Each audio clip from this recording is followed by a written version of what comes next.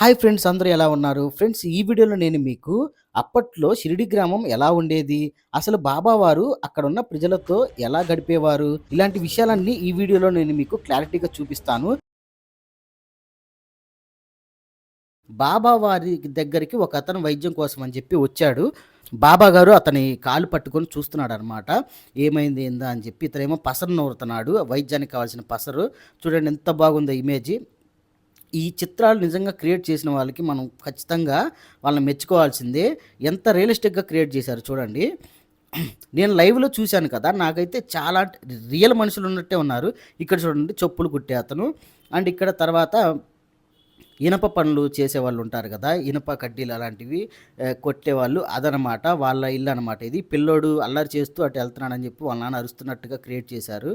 ఒకటి కాదు, 2 కాదు. చాలా అంటే చాలా ఉన్నాయి ఈ ఓల్డ్ షిరిడి గ్రామంలో.